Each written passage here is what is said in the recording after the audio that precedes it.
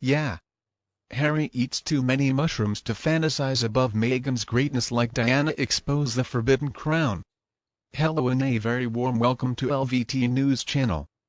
I tried to make my way through Spare and Harry figures that Sarah and Jane, the late Princess Diana's sisters, offered her the Spencer tiara for her wedding day.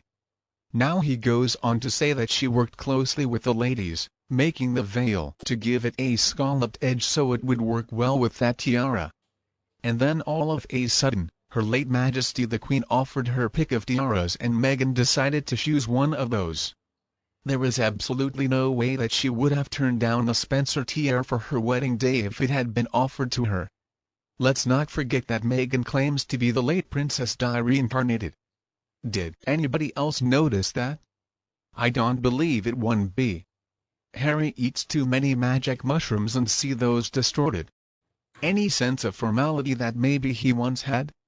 Let's also remember that it is the Earl who has control of that tiara. Harry is not even his direct family. His own kids have the option, but the Earl would never offer that because it's simply not done.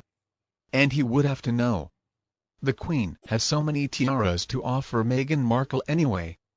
The tiara is a part of the Spencer jewels collection, and I think that it is the Earl Spencer who decides who is able to wear that now. I couldn't help but notice Harry left out the part where Meghan was given the choice of 3 tiaras. But she wanted to wear a different one. And that's where the whole Meghan gets. What Meghan wants comes from because supposedly that was also when the Queen told Harry Meghan gets what I give her. That book, though, is a fairy tale. I mean, it has so many made-up stories in it. The fact of the matter is she wanted to wear that emerald tiara the Princess Eugenie wore. And if that wasn't bad enough at Eugenia's wedding, she flaunted her first moon bump.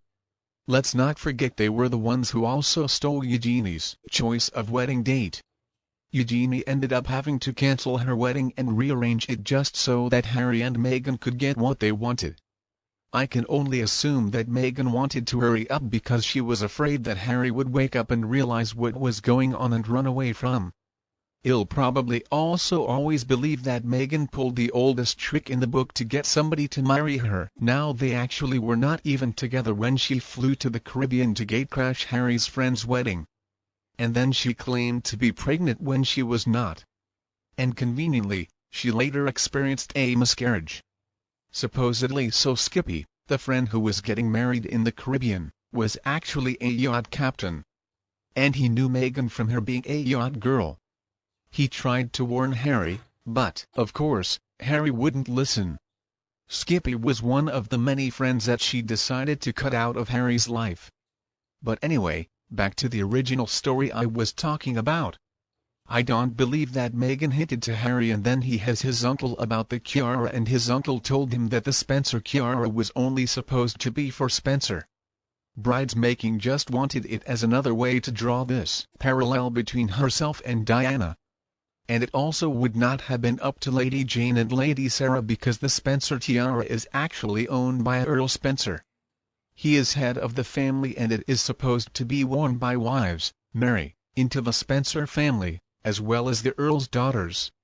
It is not supposed to be worn by people marrying into the royal family. Earl Spencer would have had to have approved of Meghan wearing the tiara. And maybe he did. I don't think so. But I do believe Meghan would choose a royal tiara anyway, especially if it was offered up by the late Queen. Now, as tempting as it could be to wear something so iconic, so connected to Diana, you know, she would choose royal jewels any day of the week. And that's exactly what she got. Furthermore, if the Spencer tiara were actually offered to Meghan, you know, she would have used it because of a couple of reasons. So first of all, Diana wore it and she would have also just loved the fact that Catherine did not have that option. And this is also why I want to believe that incident simply never happened. They would have offered Catherine the same courtesy.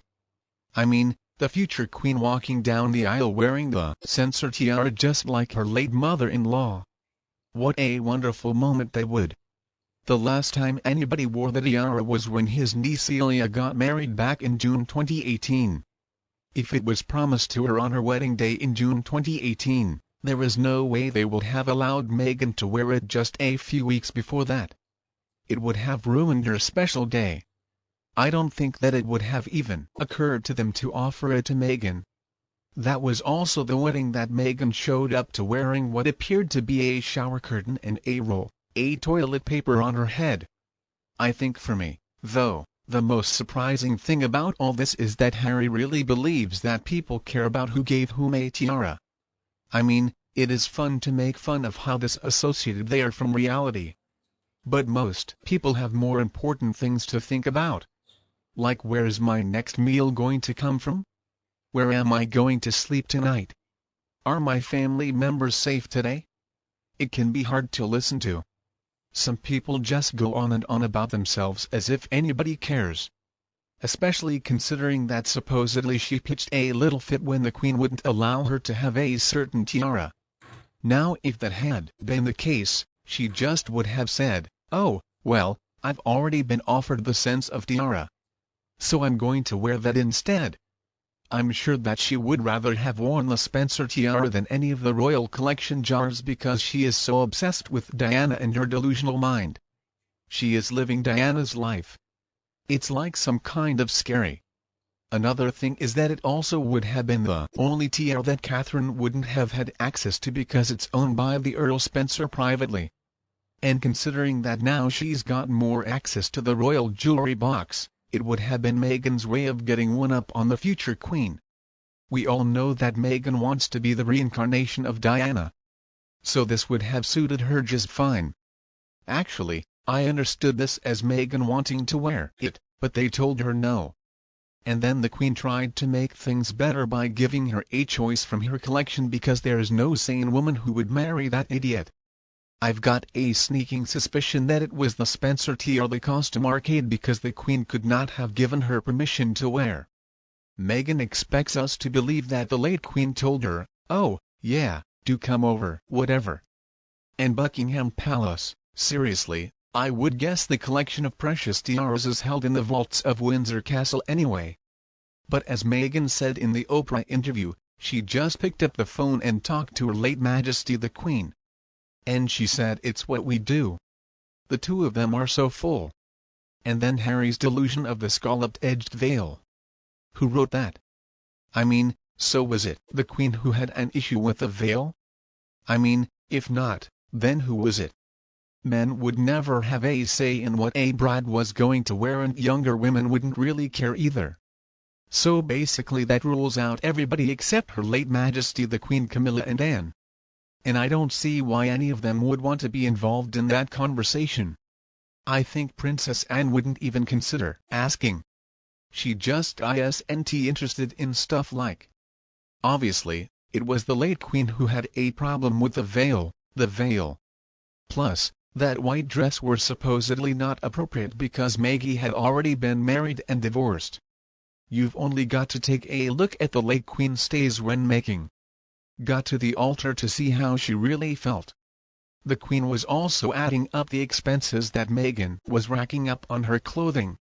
And apparently she wasn't too pleased with it. Meghan Markle should not have worn a bridal virginal white gown.